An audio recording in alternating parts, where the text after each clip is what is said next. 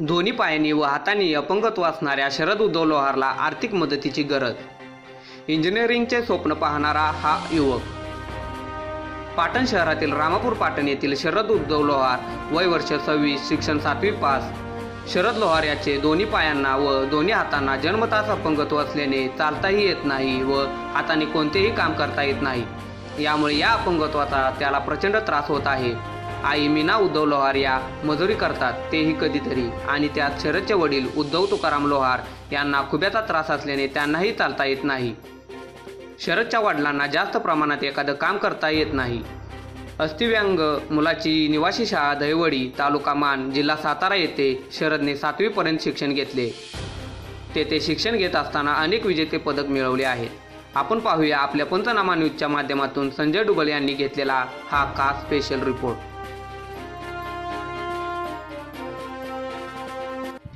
नमस्कार, मी पंचनामा न्यूजसाठी संजय डुबल।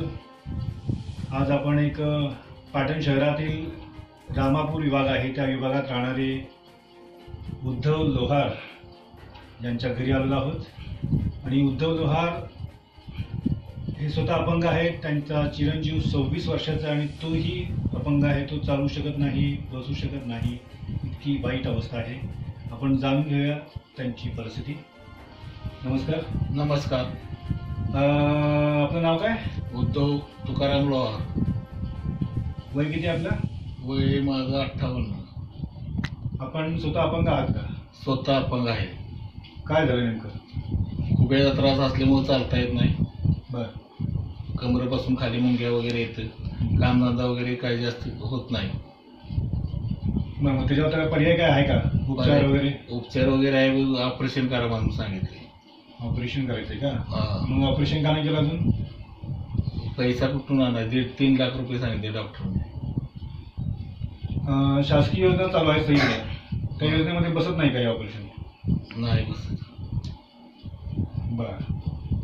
तुमच्या घरची परिस्थिती कशी आहे? म्हणजे एकंदरीत कमावती माणसं किती आहेत आणि तुम्ही कसं हे सगळं हँडल करता? कमवतं म्हणजे मीच एकटा, पण आता जास्ती करून होत नाही। आणि मुलाची काही पेन्शन आहे ती 1000 रुपये, त्यात काही भागत नाही। आमचं जगणं मुश्किल झालेलं आहे। म्हणजे शेती वगैरे आम्हाला नाही। शेती नाही? नाही। म्हणजे आता जे काम करता त्याच्यावर तुमचं कुटुंब चालतं सगळं? हो। आणि मुलगा अपंग, तुम्ही अपंग, हो। इथून पुढचं तुमचं भवितव्य थोडंसं कष्टप्रद आहे। शासकीय मदत तुमच्या चिरंजीवला मिळते, 1000 रुपये पेन्शन मिळते, बरोबर ना? त्यावर तुमचं भागतं का सगळं? नाही भागत। दवाखाना सगळं आलं, उपचार, जगणं कसं, खायचं काय, असं झालं। मग सगळं उपचाराचा खर्च वगैरे कसं चालवता मग त्याच्यावरती? तुमच्या दोघांचा खर्च असेल, कारण तुम्ही दोघे अपंग आहात। हो। सक्षम एखादा माणूस असेल, दोन्ही पायाने चांगला असेल, तो काही धडपड करेल, तुम्ही दोघे पण अपंग आहात। हो। तर समस्या गंभीरच आहे तशी तुमची। मग त्याच्यावर तुम्ही मार्ग कसा काढता? काहीतरी पाहुण्याकडनं कुठनं तरी इकडनं तिकडनं घ्यायचं, काढायचं, तसं दवाखाना येते करायचा।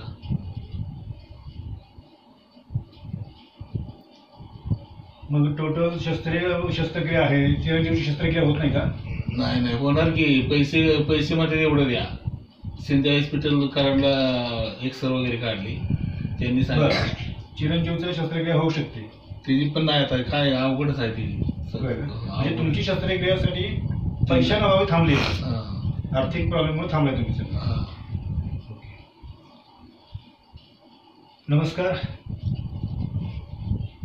पंचनामाचे प्रेक्षक, आपण सगळे यांची परिस्थिती पाहत आहोत। जर कोणाला असं वाटलं की त्यांना मदत करावी, कुठली संस्था, NGO, दानशूर व्यक्तींनी मदत करायची असेल तर आपण थेट त्यांच्याशी संपर्क करू शकता। पाटण तालुक्यातील मदतकर्त्या सेवाभावी संस्था, सामाजिक संघटना, गणेश उत्सव मंडळे, आमदार, खासदार, मंत्री महोदय व सामाजिक, धार्मिक, औद्योगिक क्षेत्रातील दानशूर व्यक्तींना आवाहन असून आर्थिक मदतीसाठी बँक ऑफ महाराष्ट्र शाखा पाटण येथील खाते नंबर 6011540053 तसेच IFSC कोड MAHB 000285